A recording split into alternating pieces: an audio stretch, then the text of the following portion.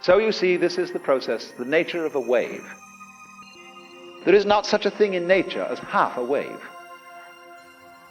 A wave, that is to say, which has only a crest and no trough.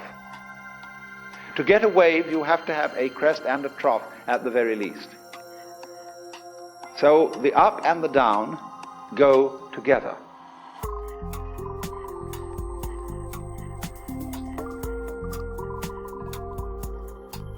Likewise, therefore, the black and the white. So what we call existence is being, non-being. So therefore, to be or not to be is not the question. To be and not to be are inseparable companions. So between all these explicit differences, like the top and the bottom, the up and the down, the front and the back, the light and the dark, explicit differences have behind them an implicit unity. That is to say, they are always found together. There is, as it were, a conspiracy under the surface to look as different as possible and yet to be one.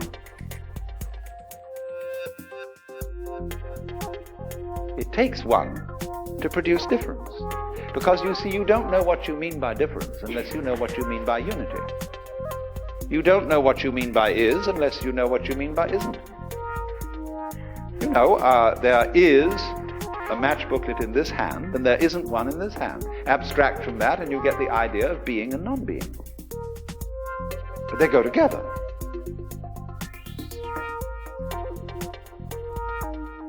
Now the whole joke that's been played on you, by you of course, is that they don't go together.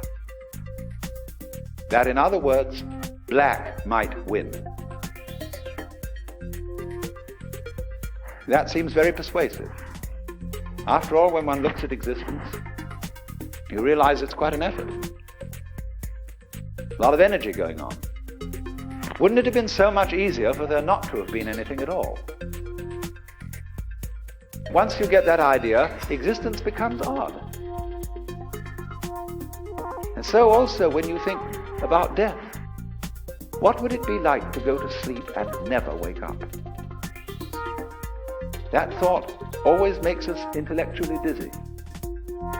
And it makes you think about birth, the funny event of waking up after never having gone to sleep. You see, this is all part of it.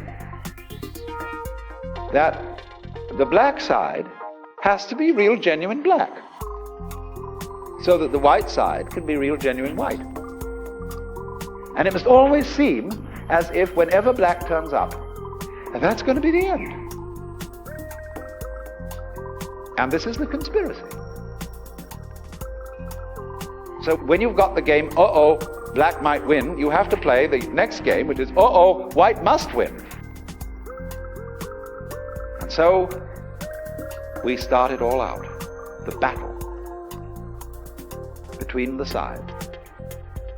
And from this battle come all the complexities of human culture, just out of black and white. That we are all this buzzing little on-off, yes, no, yes, no, yes, no, yes, no, yes, no, yes, no, yes, no. Every neuron is either firing or not firing, yes, no, yes, no, yes, no.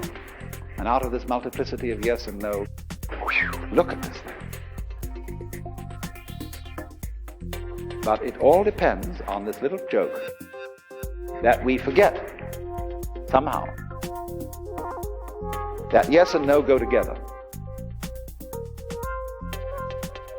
So it's in looking for that strange balance that we find a clue to what it's all about. The question is simply, fundamentally, do you have the nerve to follow that through? Can you look black, night, death in the face and say, well, I really do know you're the other side of white. You come on pretty fierce, but that's your nature. And that anxiety, which constantly asks the question to be or not to be, and therefore trembles between them, will in the end turn into laughter, the same trembling, but it knows that to be and not to be are inseparable twins.